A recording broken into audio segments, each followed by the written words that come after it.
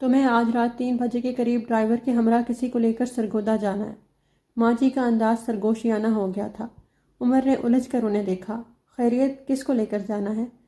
तुम मुख्तार और उसकी बेटी के हालात से मुतल्लिक इतने दिनों में थोड़ा बहुत बाखबर तो हो ही गए हो। माँ जी ने पूछा तो हमदा के जिक्र पर वो एकदम फ़ौरन कॉन्शियस होकर बैठ गया था। जी, मारिया बाजी ने इन लोगों के हालात से मुतल्लिक बताया था। बाकिर अली का तकाजा दिन ब दिन बढ़ता जा रहा है। अब हर दूसरे रोज़ वह मुख्तार के घर पहुंचा होता है। हालात ने मुख्तार को इस मकाम पर ला खड़ा किया है कि वो और उसकी बेटी दुनिया की नज़रों में तमाशा बन गई हैं। कोई भी उनकी मदद करने का ख़तरा मोल नहीं लेता। बाकिर अली के पास पैसा है, अच्छे बुरे हर तरह के लोगों से ताल्लुकात हैं, गुंडागर्दी में माहिर है। ना ही इसे अपनी उम्र का ख्याल है और ना ही किसी की इज्जत बेइज्जती का। अम्मा के लहजे में दुख और तासुफ था। उमर को लगा उसका दिल किसी ने मुट्ठी में ले लिया हो। क्या हुआ है चाची, मुख्तार की बेटी तो ठीक है ना? अपने आप को नॉर्मल रखने के बावजूद वो पूछे बगैर ना रह पाया था। उसके लहजे में अभी बेहद तक तो वो तशवीश बेचारी थी। इज्जत से ही है, मगर बाकिर अली मुख्तार को कल कह के गया है कि अगले महीने की 20 तारीख को शादी की तैयारी रखे। बेचारी बड़ी परेशान है। पैसा सारा शोहर अपनी ज़िंदगी में ही बुरे कामों में उजाड़ गया है। एक हवेली थी, वो भी अब बाकिर अली के पास है। ले दे के ये घर है जिसमें रह रहे हैं, और नहर के पास वाली ज़मीन रह गई है, वो भी यूं कि ये मुख्तार के नाम थी। जब तुम आए थे तो वो एक फौतगी पे गई हुई थी। मुख्तार की एक खाला है, उसने अपनी मर्ज़ी से एक खासे जागीरदार बंदे से शादी की। इस फौतगी में इसकी मुख्तार से भी मुलाकात हुई थी। अपनी इस खाला से ये लोग कम ही मिलते जुलते हैं। मुख्तार के सारे हालात जानकर उसने मुख्तार को कहा था कि वो बेटी को लेकर सरगोदा आ जाए। इसके बेटे आला और ऊंचे ओहदों पर हैं, वो सब संभाल लेंगे, बस यहाँ किसी को पता ना चले। उमर ये सुनकर शशदर रह गया था। उसके दिलो दिमाग में सारी गुफ्तगू सुनने के बाद ही ख्याल आया था कि वह अब हमदा को नहीं देख पाएगा। इसी तसव्वुर ने इसे अच्छा खासा परेशान कर दिया था। पर इसका क्या हल होगा? मुख्तार ने अपनी खाला और उसके बेटों से अच्छी तरह सलाह मशवरा करके ही फैसला किया है कि आज रात हमदा को यहाँ से निकाल दिया जाए। बाकिर अली गाँव में ही है, इसलिए आधी रात का इंतज़ार करना पड़ रहा है। हमारा ड्राइवर काबिल भरोसा है, मैं समझा दूंगी, वो किसी के सामने फिर ज़ुबान नहीं खोलेगा। तुमको साथ भेज रही हूँ कि लड़की ज़ात है, इतना लंबा सफ़र है, फिर अच्छी खासी खूबसूरत और जवान है। खुदा जाने रास्ते में क्या हालात हों। तुम साथ होगे तो हमें तसल्ली रहेगी। तुम हमदा को वहाँ सरगोदा में छोड़कर 2-3 दिन में वापस आ जाना। यहाँ मैं सबको बता दूंगी कि तुम अपने दोस्तों के साथ मरी सैर के लिए निकले हुए हो। मुख्तार ने 2 दिन से हमदा को घर से नहीं निकलने दिया। चंद दिन इसी तरह गुजर जाएंगे। अगर किसी को शक भी हुआ तो मुख्तार कह देगी कि हमदा अपनी बहन निगत के पास है। जाना तो मुख्तार को भी साथ था, लेकिन खालाजाद भाइयों के समझाने पर अब रुक गई है कि इस तरह दोनों के गायब होने पर किसी को शक ना हो जाए, और अगर उसको ज़रा सा भी शक हो गया तो मरने मारने पर तुल जाएगा। हमदा वाले मामले को तो उसने मौत का मामला बना रखा है। फिर इसके बाद क्या होगा? जब अगले माह वो गाँव ना पहुंची और बाकिर अली शादी के लिए आ पहुंचा तो फिर? मुख्तार के खालाजाद भाइयों ने उसे तसल्ली दी है कि इस दौरान वो कहीं अच्छी जगह रिश्ता देकर हमदा की शादी करवा देने की कोशिश करेंगे, और बाकिर अली ने पता चलने पर शोर किया तो उसका भी बंदोबस्त कर लेंगे। बस एक बार हमदा की शादी हो जाए। उमर को लगा कि इसके एहसाब पर गोया बम फटा है। माँ जी की सारी गुफ्तगू सुनने के बाद इसके दिल की बेकरारी कई गुना बढ़ गई थी। और मुख्तार चाची की खाला की फैमिली कैसी है? आई मीन कैरेक्टर वाइज कैसे लोग हैं? मुख्तार तो इनकी बहुत तारीफ़ें करती है। पहले हमारा इरादा यही था कि तुम लोग हमदा को छोड़कर वापस आ जाओगे, मगर फिर मैंने ही मुख्तार को मशवरा दिया था कि अकेली जवान लड़की को अजनबी लोगों में छोड़कर आ जाने की कोई तुक नहीं बनती। उमर, तुम चंद दिन वहाँ रुकना, वहाँ के अंदरूनी हालात और घर वालों के तौर तरीक़ों को अच्छी तरह देखना। अगर तुम्हें लगे कि हमदा के वहाँ रहने में ख़तरे वाली कोई बात नहीं है तो ठीक, वरना फिर जिस तरह तुम लेकर जाओगे उसी तरह वापस ले आना। उमर ने एक गहरा सांस लिया, यानी उसको हमदा के करीब रहने की कुछ मोहलत मिल रही थी। कब निकलना है? रात 3 बजे। हमदा को मुख्तार हवेली में छोड़ गई है। हमदा इस वक्त हवेली में है। उमर के लिए ये बात बड़ी खुशगवार थी। तुम सो जाओ, अब मैंने जुलेखा और नसरीन दोनों को छुट्टी दे दी है। सुल्तान को पता नहीं चलेगा। मैं तुम लोगों के पहुंचने से पहले ही हमदा को गाड़ी में सवार करवा दूंगी। सुल्तान को यही पता होगा कि तुम और ड्राइवर मरी की सैर के लिए निकले हो। हाँ, अपनी तैयारी कर लेना, वहाँ तुम्हें चंद दिन रुकना होगा। बीबी जान उसे हदायत देते उठ खड़ी हुई।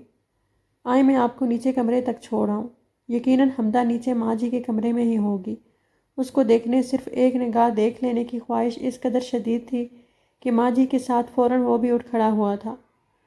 تم سو جاؤ، ماں جی نے روکنا چاہا۔ نہیں، کچھ نہیں ہوتا۔ وہ ماں جی کو بازوؤں کے حصار میں لیے کمرے سے نکل آیا تھا۔ ماں جی اس محبت پر مسکرا دی۔ زینت دے کر کے وہ ماں جی کے کمرے کے سامنے آ رکا تھا۔ دروازے کی دوسری طرف وہ تھی، مگر ماں جی نے دروازے کے باہر سے ہی اسے جانے کو کہہ دیا تھا۔ عمر کو لگا کہ وہ کنویں کے پاس پہنچ کر پیاسا لٹایا جا رہا ہے۔ اس کے دل کی حالت عجیب سی ہو گئی۔ وہ ساری رات سو نہیں پایا تھا۔ وہ وقت سے بہت پہلے ہی اٹھ کر تیار ہو چکا تھا۔ 3 بجے کے قریب وہ نیچے آیا تو اماں باہر سے آتی دکھائی دی۔ بشیر، ڈرائیور آ چکا ہے۔ اس کو ہی پتہ ہے کہ تمہارے ساتھ چند دنوں کے لیے مری جا رہا ہے۔ اس کو راستے میں ہی سمجھا لینا۔ حمدہ کو میں گاڑی میں بٹھا آتی ہوں۔ یہ کچھ رقم ہے، رکھ لو، کام آئے گی۔ ماں جی اسے جلدی جلدی ہدایات دے رہی تھی۔ اس کارڈ پر سرگودا جہاں پہنچنا ہے اس جگہ کا سارا پتہ درج ہے۔ یہ فون نمبرز بھی ہیں۔ یہ مختار کی خالہ کا نمبر ہے، وہ اچھی طرح سمجھا دیں گی۔ عمر نے اپنا سفری بیگ تھام رکھا تھا۔ اماں سے مل کر ان کو اچھی طرح سے تسلی دے کر وہ گاڑی کی طرف چلا آیا تھا۔ بشیر اصل صورتحال سے بے خبر تھا۔ اس نے فرنٹ ڈور کھولا تو وہ ہاتھ کے اشارے سے منع کرتے پچھلا دروازہ کھول کر بیٹھ گیا تھا۔ سلطان بابا نے گیٹ کھول دیا تھا۔ بشیر نے گاڑی نکالی تو عمر نے اس دوران بھاری جیپ کے پردے برابر کر دیے تھے۔ گاڑی کی لائٹ آف ہی تھی۔ عمر نے موبائل کی روشنی میں دیکھا حمدہ اس کی دائیں طرف اپنی مخصوص چادر اپنے گرد لپیٹے بیٹھی ہوئی تھی۔ بس اس دفعہ فرق یہ تھا کہ اس بار چادر نے اس کے وجود کے ساتھ ساتھ اس کے چہرے کو بھی ڈھانپ رکھا تھا۔ عمر دل کی ہزار خواہشیں کے باوجود اس کا چہرہ نہ دیکھ پایا تھا۔ السلام علیکم، عمر نے آہستگی سے اسے پکارا تو وہ محض سر ہلا کر رہ گئی۔ کافی لمبا سفر ہے، آپ آرام و سکون سے سو جائیں۔ آپ کو بحفاظت آپ کی منزل تک پہنچانا اب ہمارے ذمہ ہے، عمر نے اسی دھیمے انداز میں کہا تو حمدہ نے دوبارہ سر ہلا کر سیٹ کی پشت گاہ سے سر ٹکا لیا۔ گاڑی گاؤں کی حدود سے نکلی تو عمر نے سانس لیا۔ بشیر، گاڑی کی لائٹس آن کر لو۔ حفظ متقدم کے طور پر انہوں نے لائٹس روشن نہیں کی تھیں۔ بشیر نے عمر کے حکم پر بیرونی لائٹس کے ساتھ ساتھ اندرونی لائٹس بھی روشن کر دی تھی۔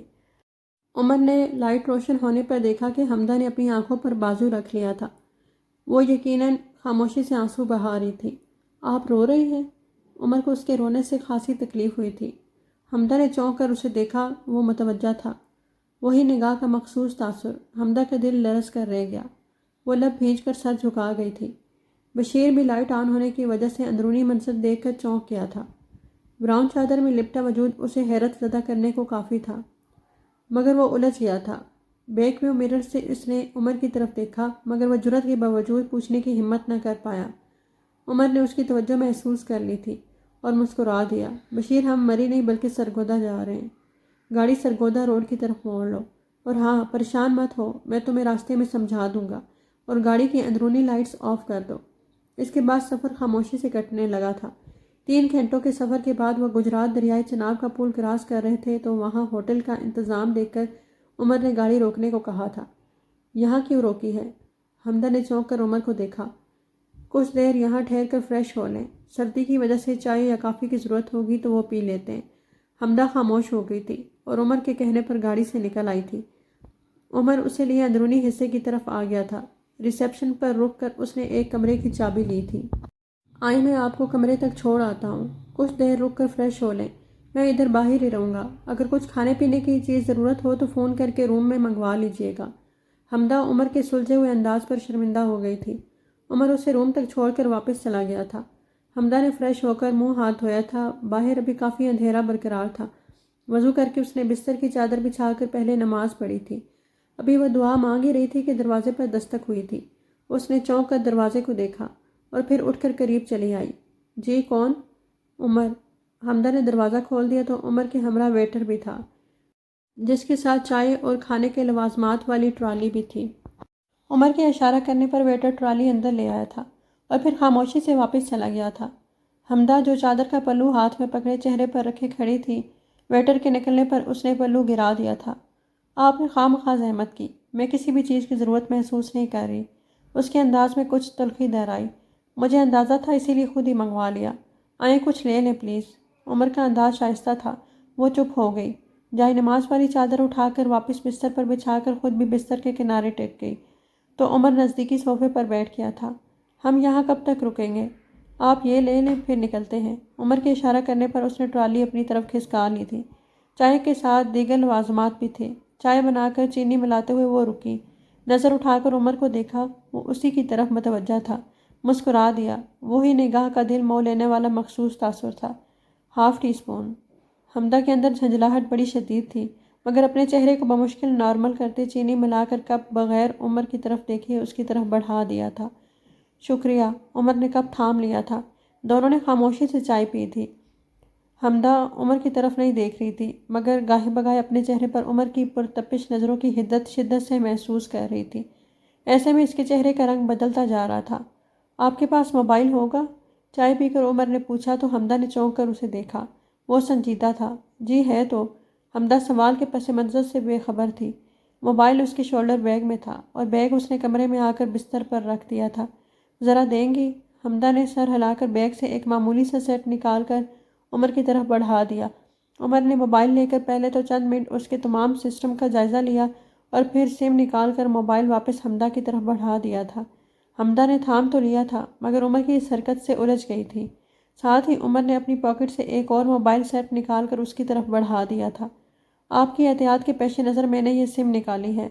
ہو سکتا ہے گاؤں سے ماجی یا چاچی مختار آپ کے نمبر پر کال کریں تو نمبر ٹریس کروانا آسان ہو جائے گا، اس لیے یہ سیٹ رکھ لیں، اس میں نئی سم ہے۔ یہ نمبر ماریہ باجی اور ماجی کے علاوہ صرف میرے علم میں ہے۔ اگر آپ یہ نمبر یوز کریں گی تو آپ کو پریشانی نہیں ہوگی۔ حمدہ نے ایک گہری سانس لی۔ اگر بات نمبر کی تھی تو وہ اپنے موبائل میں بھی استعمال کر سکتی تھی، مگر ایک نیا خاصا مہنگا اور قیمتی سیٹ دینا وہ سمجھ نہیں سکی تھی۔ یہ نیو اسٹائل کا ایک کمپیوٹرائزڈ موبائل ہے۔ اس کا یہ فائدہ ہے کہ آپ کو لوکیشن ظاہر کیے بغیر تمام کالز کا ریکارڈ یہ اپنے اندر محفوظ رکھتا ہے۔ اگر گاؤں سے اس سیٹ پر کال کی جائے گی تو بھی ٹریس نہیں کی جا سکے گی۔ عمر کی مزید وضاحت نے اسے قدرے پرسکون کیا تھا۔ ویسے بھی میرا یہ نمبر عام نمبر نہیں ہے، کوئی ٹریس کرنے کی کوشش بھی کرے تو پتہ نہیں چل پائے گا۔ مگر آپ کیا کریں گے؟ وہ سمجھی تھی کہ عمر نے اپنا موبائل اسے دے دیا ہے۔ وہ مسکرایا۔ ڈونٹ وری، میرے پاس اس جیسا ایک اور سیٹ بھی ہے۔ وہ قدرے ریلیکس ہو گئی تھی۔ حمدہ نے خاموشی سے موبائل اپنے بیگ میں رکھ لیا تھا۔ حمدہ کے اس عمل سے عمر کے اندر ایک عجیب سی خوشی پیدا ہوئی تھی۔ عمر کو ایک دم یوں لگا کہ اس نے گویا موبائل نہیں بلکہ اس کے وجود کو قبول کر لیا ہے۔ کافی دیر ہو گئی ہے، اب چلیں؟ وہ اٹھ کھڑی ہوئی تھی۔ اماں نے حمدہ کو اپنی خالہ اور ان کے سسرال کے متعلق اچھا خاصا بتا دیا تھا۔ وہ ان لوگوں سے مل کر نارمل ہی رہی تھی، جبکہ عمر خالہ بھی کو دیکھ کر حیران ہوا تھا۔ خالہ، جن کا اصل نام رخشندہ تھا، وہ مختار چاچی سے 7-8 سال بڑی ہوں گی۔ ان کے 3 بیٹے اور 2 بیٹیاں تھیں اور سبھی بچے شادی شدہ تھے۔ سب سے بڑے افتخار صاحب تھے، جو کہ اپنے علاقے کے MNA تھے۔ یہ لوگ جدی پشتی جاگیردار تھے۔ ان کے والد وفات پا چکے تھے اور باپ کی وفات کے بعد اب افتخار صاحب اپنی علاقائی سیٹ پر تھے۔ ان کے بعد 2 بہنیں تھیں جو شادی شدہ اور گھر بار والی تھیں۔ اس کے بعد شہباز صاحب تھے، فیڈرل گورنمنٹ میں خاصے اونچے عہدے پر تھے اور بیوی بچوں کے ہمراہ اسلام آباد میں مقیم تھے۔ اور سب سے چھوٹے انس تھے، جن کی حال ہی میں شادی ہوئی تھی اور فی الحال کوئی بچہ نہیں تھا۔ یہ بھی صوبائی گورنمنٹ میں تھے، خود لاہور ہوتے تھے جبکہ بیوی آبائی حویلی میں ہوتی تھی۔ افتخار صاحب کے بھی 3 بچے تھے اور اسکول ایج میں تھے، 2 بیٹے اور 1 بیٹی۔ ان لوگوں نے حمدہ اور عمر کو ہاتھوں ہاتھ لیا تھا، خاصا پروٹوکول دیا تھا۔ عمر کی افتخار انکل سے اس سارے مسئلے پر ایک لمبی بات چیت ہوئی تھی، جس سے عمر نے اندازہ لگایا کہ افتخار انکل کا اپنے علاقے میں اچھا خاصا ہولڈ ہے۔ ان کے اندر جاگیرداروں والا مخصوص رعب و دبدبہ پایا جاتا تھا۔ انہوں نے حمدہ والے معاملے میں عمر کو بالکل بے فکر ہو جانے کو کہا تھا، بلکہ وہ باقر علی کے خلاف قانونی طور پر کوئی نہ کوئی کارروائی کرنے پر بھی بضد تھے۔ عمر نے ان کو فی الحال کوئی بھی قدم اٹھانے سے منع کیا تھا کہ باقر علی اسے اگر گفت و شنید سے معاملہ حل ہو سکتا ہے تو وہ نہیں چاہتا تھا کہ بات زیادہ بگڑے۔ اسے یہاں آئے تیسرا دن تھا۔ حمدہ اندرونی حصے میں رہ رہی تھی، جبکہ اس کا اور بشیر کی رہائش کا انتظام مردان خانے میں تھا۔ تاہم دن میں ایک بار وہ ملازمہ کو پیغام بھیج کر حمدہ کو بلوا کر ضرور مل لیتا تھا۔ یہاں آ کر حمدہ سے متعلق اس کے جذبات میں مزید شدت آئی تھی۔ اماں اور مختار چاچی سے وہ روزانہ بات کر رہا تھا۔ فی الحال وہاں کی صورتحال نارمل ہی تھی۔ باقر علی روزانہ مختار چاچی کے ہاں چکر لگا رہا تھا۔ شادی کے سلسلے میں ہر روز آ کر کوئی نہ کوئی شوشہ چھوڑ رہا تھا، تاہم وہ ابھی تک حمدہ کی غیر موجودگی سے بے خبر ہی تھا۔ ماں جی یہاں کے حالات اچھے سے جان کر مطمئن ہو گئی تھی۔ ان کا مشورہ تھا کہ عمر آج کل میں اب واپس آ جائے۔ وہ مردان خانے کے کمرے میں لیٹا نہ جانے کیا کچھ سوچ رہا تھا جب دستک ہوئی تھی اور اس کی اجازت سے حویلی کا ایک ملازم اندر آ گیا تھا۔ افتخار صاحب نے یاد کیا ہے آپ کو، ملازم نے اطلاع دی تو اس نے آنے کا کہہ کر اسے چلتا کیا۔ افتخار صاحب باہر گاڑیوں کے پاس کھڑے تھے، شاید کہیں جانے کا ارادہ تھا۔ آؤ یار تمہیں کہیں گھما پھرا لائیں، تیسرا دن ہے تمہیں یہاں آئے، ابھی تک اپنا علاقہ ہی نہیں دکھایا۔ عمر سے وہ خاصے کھول مل گئے تھے۔ اس کے کندھے پر بازو رکھ کر بے تکلفی سے کہا تو وہ مسکرا دیا۔ کیوں نہیں، وہ ان کے ساتھ ہی ان کے جیپ میں آ بیٹھا تھا۔ ان لوگوں کا علاقہ خاصا خوبصورت تھا، جا بجا مالٹوں کے باغات تھے۔ اس علاقے کی خوبصورتی شاید یہ باغات ہی تھے۔ افتخار صاحب کی اپنی زمینیں بھی تھیں۔ اس طرف نہر، ایک چھوٹا نالے کی طرف سے باغات دیکھنے والے۔ تم گھومو پھرو، مجھے ڈیرے پر کچھ کام ہے، ادھر چلتا ہوں، واپسی پر ملتے ہیں۔ افتخار صاحب کو ایک فون آ گیا تو وہ عمر کو کہہ کر خود چلے گئے تھے۔ باغ کے ملازم اپنے کام میں مصروف تھے، ایک ملازم اس کے ساتھ تھا۔ یہ حویلی کا کوئی ملازم تھا۔ میں دیکھ لوں گا، ڈونٹ وری۔ ملازم 60-70 سال کی عمر کا ضعیف انسان تھا۔ کب سے ساتھ تھا، اب وہ تھکن محسوس کر رہا تھا۔ عمر کو اس کی تھکن کا احساس ہوا تو اسے منع کرتے خود ہی آگے بڑھ آیا۔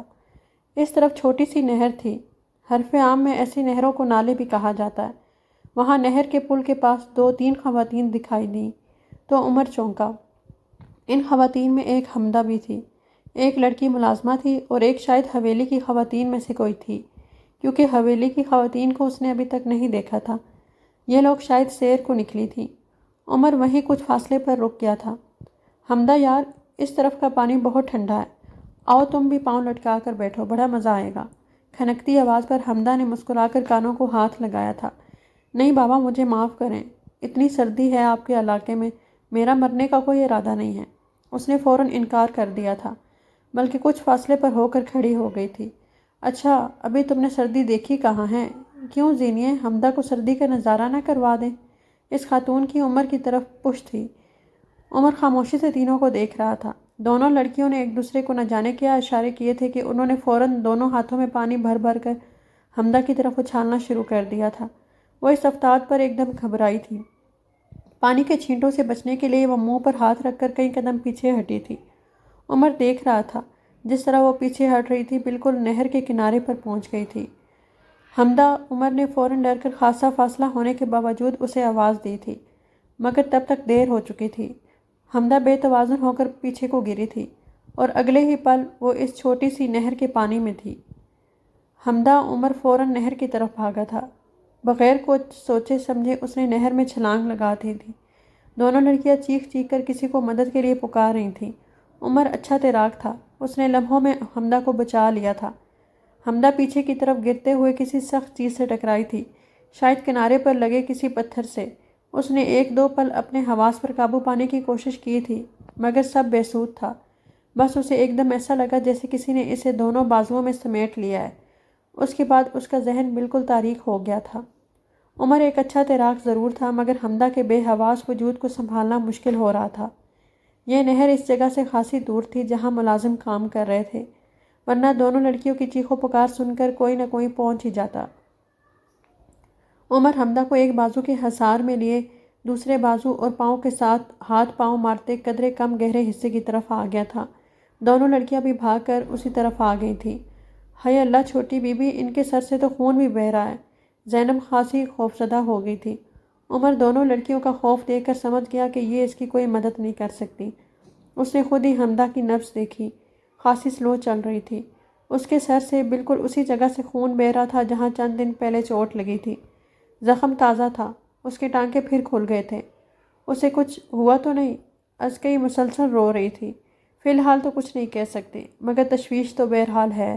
آپ لوگ اگر رونے دھونے کے بجائے میری مدد کریں، حمدہ کا پیٹ دبا کر پانی نکالیں تو شاید ہوش آ سکتا ہے۔ عمر نے جھنجھلا کر کہا تو ازکئی نے فوراً آنسو صاف کرتے اس کی ہدایت پر عمل کیا تھا۔ زینب اس کے پاؤں ملنے لگ گئی تھی۔ عمر اس کے چہرے کو دیکھتے مسلسل اس کی نبض تھامے بیٹھا تھا۔